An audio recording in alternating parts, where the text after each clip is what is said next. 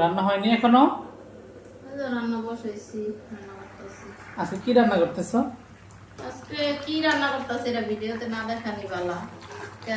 ফেসবুকে হইলে ভালো ভালো রান্না করা দেখে, আমাদের গরিবদের রান্না দেখে না, গরিব গুলার রান্না করা দেখে না। যাই হোক, তারপরে দেখাই না, যেটা আছে এটাই যেটা আছে সেটাই।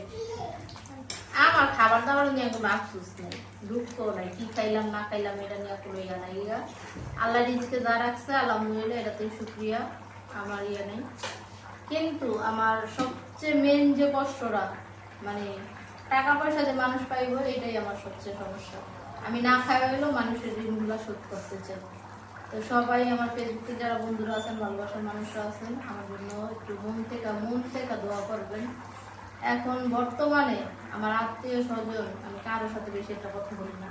ফেসবুকে আসছি, আপনারাই আমার ভালোবাসার মানুষ, এর জন্য আপনাদের কাছে আমি বারবার বলি একটু দোয়া করবেন আমার জন্য, যেন আমি তাড়াতাড়ি ঋণ ফিনগুলো দিতে পারি।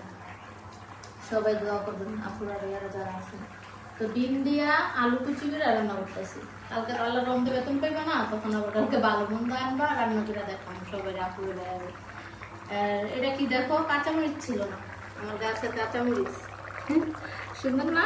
আর এই যে ধন্যবাদ ওই যে সাইডে লাগাইছিলাম যে এগুলো, যারা আল্লাহর রহমত দেখছো, লাগাইছি দেখা দিতে পারতাছি না। অবশ্যই এই একটুখানি জায়গা আছে আমার, আবার গাছ টাছ লাগাইতে অনেক ভালো লাগে, দেখতেও ভালো লাগে, লাগাইতেও ভালো লাগে। কিন্তু ভাড়া বাড়ি থাকি, একটুখানি বারিন্দার সাইডে জায়গা আছে, তো একটু একটু লাগাই, ভালো লাগে আমার খুবই।